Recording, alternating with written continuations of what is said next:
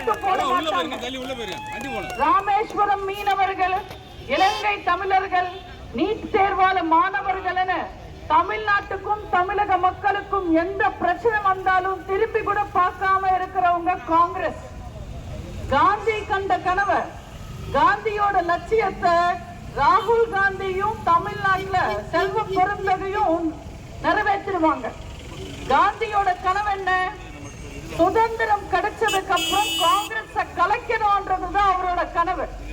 அவரோட கனவை டெல்லியில ராகுல் காந்தியும் தமிழ்நாட்டுல செல்வ பெருந்தகையும் நிறைவேற்றிடுவாங்க. ராகுல் காந்தி எப்படியாவது ட்ரை பண்ணி காங்கிரஸ கலைச்சிடுவாரு. இந்த செல்வ பெருந்தக திமுகவோட காங்கிரஸ இணைச்சிடுவாரு. நான் இது சொல்லல, காங்கிரஸ்காரங்களே சொல்றாங்க. நீங்களே யோசிச்சு பாருங்க. 60 வருஷம் ஆட்சி பண்ண ஒரு கட்சி 30 சீட்டுக்காக 3 மாசமா திமுக காலை பிடிச்சிட்டு தொங்கிச்சு. ஆனா 10 பைசாக்கு தேராத தேமுதிக 10 நிமிஷத்துல பேரம் பேசி 10 சீட்டு வாங்கி பறந்து போயிட்டாங்க. அவ்வளவு அசிங்கப்பட்டாங்க காங்கிரஸ். ஆனாலும் காங்கிரஸ் ஒன்னும் வெக்கமே இல்லாம சோனியா காந்தி அன்னையாரனும் பிரேமலதாவை அன்னியாரனும் கூப்பிட்டு பழகிடுவாங்க. மொத்த அகில இந்திய காங்கிரஸ் இன்னைக்கு அமைதிப்படை மணிவண்ணன் மாதிரி தான் இருக்காங்க. சரிங்கண்ணா, சாரிங்கண்ணா, இந்த 2 வார்த்தையை தவிர காங்கிரஸ்காரங்க வாயில வேற வார்த்தையே வர்றதில்லை.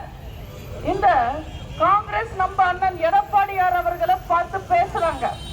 தமிழ்நாட்டுல சட்டம் ஒழுங்கு சரியில்லை, திருப்புற பக்கம் இல்ல, கொலை கொள்ளை, கஞ்சா விற்பனை, கற்பழிப்பு இப்படின்னு நம்ம அண்ணன் எடப்பாடியார் கேள்வி கேட்டா செல்வ பெருந்தக பேட்டி தராரு. இதெல்லாம் கேட்கறதுக்கு எடப்பாடியார் யாருன்னு? சட்டம் சொல்லுங்க சரியில்லைன்னா எதிர்கட்சி தலைவர் தான் கேட்கணும். இல்லன்னா டிராகன் படத்துக்கும் ஜெயிலர் படத்துக்கும் விமர்சனமா எழுதிக்கிட்டு உட்கார்ந்துகிட்டு இருக்க முடியும்? காங்கிரஸ்காரங்க மாதிரி ஸ்டாலின் வீட்டுல சமையல்காரர் வேலைக்கோ அண்ணா அறிவாலயத்துல வாட்ச்மேன் வேலைக்கோ நாங்க அரசியலுக்கு வரல. தமிழ்நாட்டு மக்களுக்காக வந்திருக்கோம். மக்களுக்கு ஒன்னா தட்டி கேட்போம். இதெல்லாம் பண்றதுக்கு துப்பு இல்லன்னா காங்கிரஸ்காரங்கள அவங்க சின்னத்தை வச்சு அவங்க வாயை பொத்திக்கிட்டு போய்கிட்டே இருக்க சொல்லணும். நல்லா யோசிச்சுக்கங்க மக்களே, நல்லா தெரிஞ்சுக்கங்க. காது கேட்காதவனோட காதுல பாட்டு பாடுறதும் காங்கிரஸ்க்கு ஓட்டு போடுறதும் ஒண்ணுதான். ஒரு பிரயோஜனமும் இல்லை. இந்த காங்கிரஸ் தமிழ்நாட்டுக்கும் தமிழ்நாட்டு மக்களுக்கு எதுவுமே செய்யாம வெறும் திமுகக்கு கூச்சா தூக்கிக்கிட்டே தமிழ்நாட்டுல அரசியல் பண்றாங்க. கூச்சா தூக்குறவங்க, பேரம் பேசுறவங்க எல்லாம் உங்களுக்கு தேவையில்லை. உங்களுக்காக வாழ்ந்தவங்க, மக்களால் நான் மக்களுக்காகவே நான் வாழ்ந்த அம்மாவோட அதிமுக இருக்கு. நம்ம அண்ணன் எடப்பாடியார் இருக்காரு, நம்ம அண்ணன் எஸ்பி வேலுமணி அவர்கள் இருக்காங்க, நம்ம அண்ணன் பிஆர்சி அருண்குமார் அவர்கள் இருக்காங்க. உங்க எல்லாரையும் நல்லா பார்த்துப்பாங்க. தேர்தல் வந்தா போதும் தமிழ்நாட்டு மக்களை ஏமாத்துறதுக்காக கிளம்பி வந்துடுவாங்க திமுக காரங்க. போன தேர்தல்ல வந்தாங்க, 1000 ரூபாய் தருவோம் பெண்களுக்குன்னு சொன்னாங்க. தமிழ்நாட்டு பெண்களை ஏமாத்தி ஆட்சிக்கு வந்தவர் தான் ஸ்டாலின். இன்னைக்கு ஸ்டாலின் ஆட்சியில இருக்காருன்னா அது தமிழ்நாட்டு பெண்கள் போட்ட பிச்சை. மாசம் மாசம் 1000 ரூபாய் கொடுப்பேன்னு சொன்னதும் அப்பாவி தமிழ் மக்கள், தமிழ் பெண்கள் ஏமாந்து ஓட்டு போட்டாங்க. ஆனா ஆட்சிக்கு வந்த உடனே ஸ்டாலின் ஒன்னும் 1000 ரூபாய் கொடுக்கல, 28 மாசம் கழிச்சு கொடுத்தாரு. அதுவும் எல்லா பெண்களுக்கும் கொடுக்கல, தகுதியானவங்களுக்கு மட்டுமே 1000 ரூபான்னு சொன்னாரு. தெரியாம தான் கேக்குற, அடுத்தவன் பொண்டாட்டிக்கு தகுதி இருக்கு இல்லன்னு சொல்றதுக்கு ஸ்டாலின் யாரு? எல்லாருக்கும் 1000 ரூபாய் கொடுக்கணும்ல. தேர்தல் சமயத்துல சொன்னாரா நான் தகுதியானவங்களுக்கு மட்டுமே 1000 ரூபாய் தருவேன்னு? எல்லா பெண்களுக்கும் 1000 ரூபான்னு சொல்லிதான் ஓட்டு கேட்டாரு. ஆனா ஆட்சிக்கு வந்த உடனே எல்லாருக்கும் தரல. இந்த முறையும் அவங்க பொய் பேசுறதுக்காக கிளம்பி வராங்க. உங்க எல்லாருக்காகவும் ஒரு குட்டி கதை சொல்றேன். திமுக காரங்க பேசுற பொய்யெல்லாம் எந்த அளவுக்கு இருக்கும்னு. பூலோகத்துல செத்தவங்க நரகத்துக்கு போய் யமலோகத்துல நின்னுகிட்டு இருக்காங்க வரிசையில. அங்க சித்திரகுப்தன் கணக்கு பாக்குறாரு. சித்திரகுப்தன் கணக்கு பார்த்து சொல்லுவார் யார் என்ன செஞ்சாங்கன்னு. அப்படி வரிசையில நின்னுகிட்டு இருக்கும் போது முதல் நாள் வந்து நின்ன உடனே சித்திரகுப்தன் வந்து பார்த்து கணக்கு பார்த்து, யமன் சார், இவன் ஒரு நாளைக்கு 2 பொய் பேசுறான்னு சொன்னார். யமன் ரொம்ப கோபப்பட்டு, வாயை வச்சுக்கிட்டு பொய்யா பேசுற, பொய் பேசுற வாயில பூரி கட்டையாலேயே அடிச்சு நரகத்துக்கு அனுப்புங்கன்னு சொல்லுவார். அவன் அழுதுகிட்டே நரகத்துக்கு போயிடுவான். 2வது ஆள் வந்து நிப்பார். அவனோட கணக்கு பார்த்த சித்திரகுப்தன், யமன் சார், இவன் ஒரு நாளைக்கு 10-15 பொய் பேசுறான்னு சொல்லுவார். அதுக்கு கோபப்பட்ட யமன், வாயை வச்சுக்கிட்டு எப்படிடா இவ்வளவு பொய் பேசுறீங்க, உங்களுக்கு வாய் கூசாதா, இவனோட வாய்க்கல்ல பூரி கட்டை பத்தாது, சவுக்கு கட்டையாலேயே வாயில அடிச்சு நரகத்துக்கு அனுப்புங்கன்னு சொல்லுவார். அவனும் அழுதுகிட்டே நரகத்துக்கு போயிடுவான். இப்ப 3வது ஆள் வந்து நிப்பாரு. அவனோட கணக்கு பார்த்த சித்திரகுப்தன், யமன் சார், இவன் ஒரு நாளைக்கு 20-25 பொய் பேசுறா யமன் சார்ன்னு சொல்லுவார். ரொம்ப கோவப்பட்டு டென்ஷன் ஆன யமன், மனுஷனா பிறந்து எப்படிடா இவ்வளவு பொய் பேசுறீங்க, உங்களுக்கு எல்லாம் வெக்கமா இல்லையா, இவனுக்கெல்லாம் சாதா கட்டை பத்தாது, தேருக்கு முட்டு கொடுக்கிற பெரிய கட்டையை கொண்டு வந்து அவன் வாயில அடிச்சு நரகத்துக்கு அனுப்புங்கன்னு சொல்லுவான். அவன் சிரிச்சுக்கிட்டே போய்கிட்டு இருப்பான். அதை பார்த்து ஷாக்கான யமன், ஏடா இவ்வளவு பெரிய கட்டையால அடிக்க சொல்லிருக்கே, உனக்கு பயம் இல்லையா, சிரிச்சுக்கிட்டே போறேன்னு கேட்பார்.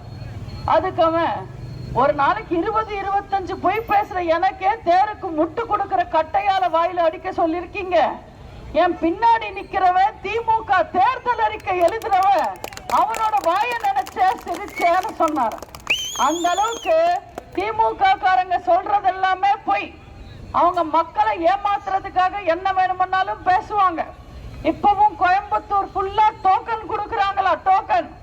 அந்த டோக்கனை வச்சுக்கிட்டு தாய்மார்கள் எல்லாம் கடைக்கு போய் AC, washing machine, TV, fridge, grinder எல்லாமே வாங்கிக்கணுமா. தாய்மார்களே நீங்களே சொல்லுங்க, இன்னைக்கு இருக்கிற விலைவாசிக்கு அதெல்லாம் வருமா? 8000 ரூபாய்க்கு அத்தனை பொருள் வருமா? அதுலயும் டோக்கன் கொடுத்தா வருமா?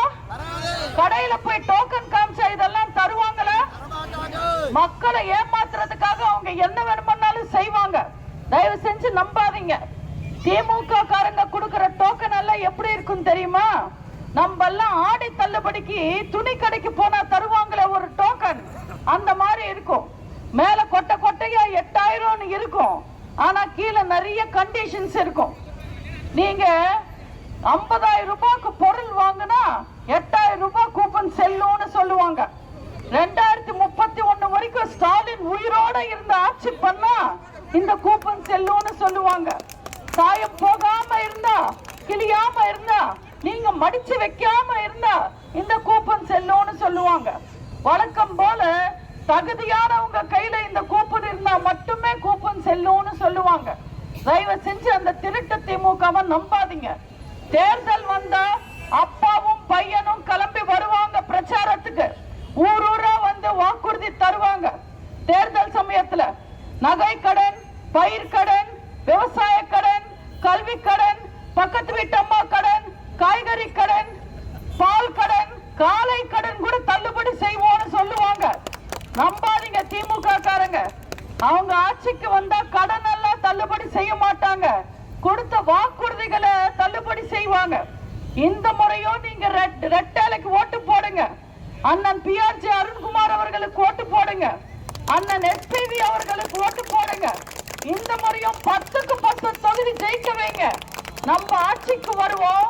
ஆட்சிக்கு வந்த உடனே நாங்க திமுகவை தள்ளுபடி செய்வோம்.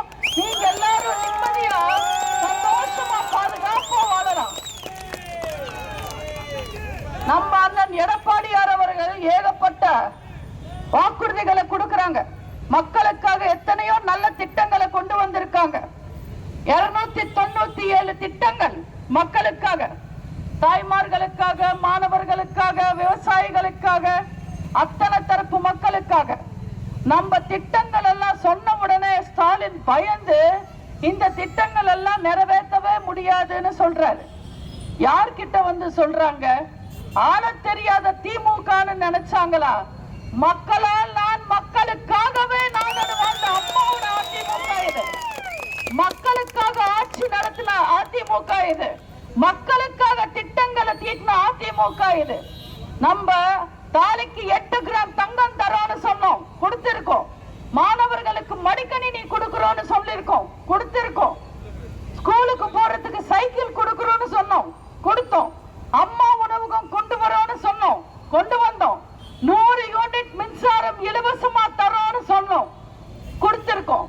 திமுகவால யோசிச்சு கூட பார்க்க முடியாத திட்டங்களை தமிழ்நாட்டு மக்களுக்கு கொடுத்த ஒரே கட்சி, ஒரே ஆட்சி அனைத்து இந்திய அண்ணா திராவிட முன்னேற்ற கழகம். போன முறை தேர்தலுக்கு வரும்போது ஊரா ஸ்டாலின் வந்து சொன்ன இன்னொரு முக்கியமான விஷயம் என்ன தெரியுமா? உங்களுக்கெல்லாம் இனிமே நான் மாசம் மாசம் இபி ரீடிங் எடுப்பேன், நீங்க மாசம் மாசம் கரண்ட் பில் கட்டுங்கன்னு சொன்னாரு. ஆனா அந்த வாக்குறுதி நிறைவேற்றினாரா? மாசம் மாசம் இபி பில் கொடுத்தாரா? கொடுத்த வாக்குறுதியை நிறைவேற்றல. ஆனா 5 வருஷம் ஆட்சியில 4 முறை இபி பில் ஏத்திட்டாரு. கரண்ட் தொட்டா இல்ல, கரண்ட் பில்ல தொட்டாலே ஷாக் அடிக்கிற நிலைமை இன்னைக்கு தமிழ்நாட்டுல. இந்த ஆள தெரியாத திமுகவை நம்பாதீங்க, அம்மாவை நம்புங்க. அம்மாவை நம்புனா ஆண்டவனை நம்புன மாதிரி நிச்சயமா நம்ம எல்லாரும் நல்லா இருப்போம். அம்மாவோட கட்சி உங்களுக்கு எத்தனையோ திட்டங்களை கொண்டு வந்திருக்கு.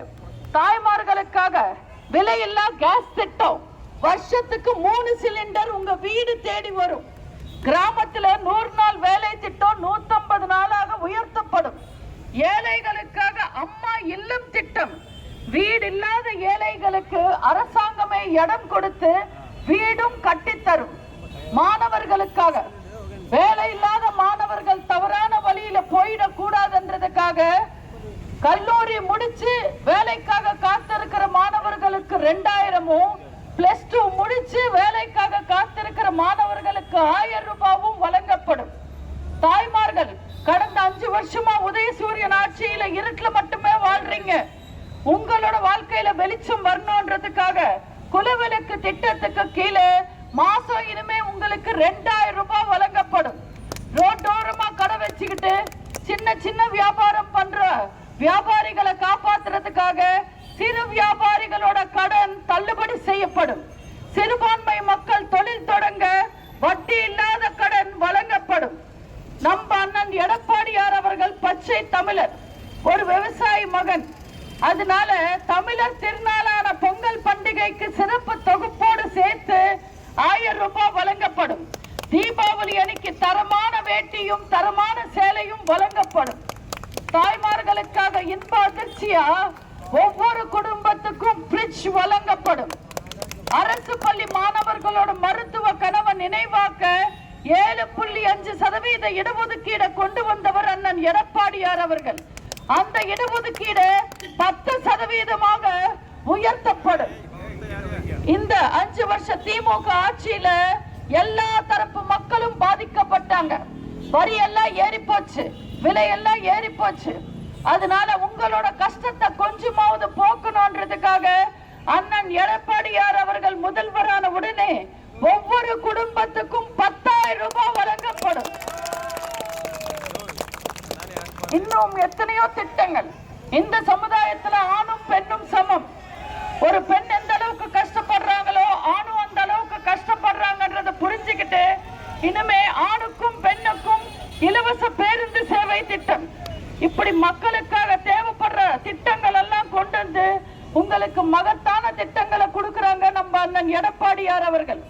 அதனால தயவு செஞ்சு ஏப்ரல் 23ஆம் தேதி உங்க சின்னமான, அம்மாவின் சின்னமான, வெற்றியின் சின்னமான இரட்டை இலைக்கு ஓட்டு போடுங்க, மறந்துடாதீங்க.